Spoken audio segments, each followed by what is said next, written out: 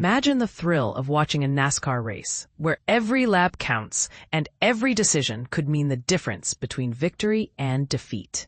Denny Hamlin, a seasoned NASCAR driver, has raised questions about the accuracy of fuel tracking in broadcasts, particularly after William Byron's dramatic win at Iowa Speedway. Byron's last pit stop occurred on lap 206, and he managed to conserve enough fuel to cross the finish line 144 laps later. The tension was palpable as NBC tracked his fuel situation, suggesting he was running on fumes. However, the reality was more nuanced.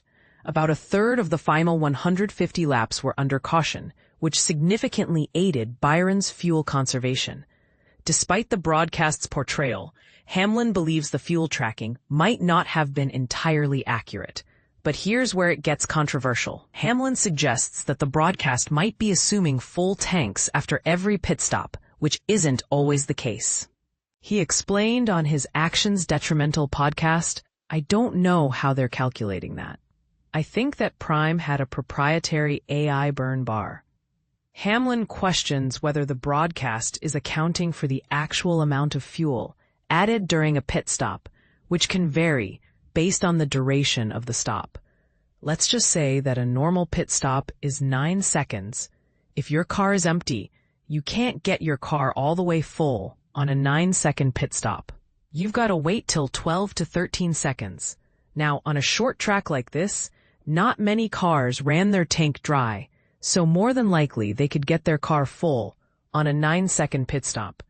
Hamlin's insights reveal that fuel management is a complex guessing game, with some teams, like Byron's, being particularly adept at it. Hamlin further elaborates, "I don't think they're calculating how much the driver is saving.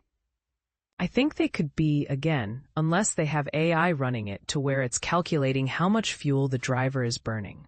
Not counting a lap at 4 miles a gallon. Well, the driver can run you a lap that gets you 6 miles of a gallon sometimes. This is the part most people miss. The broadcast might not be accounting for the driver's ability to conserve fuel by adjusting their driving style." Hamlin adds, "There's not an exact science to it. There is, but these teams are constantly evolving how they are figuring this out live.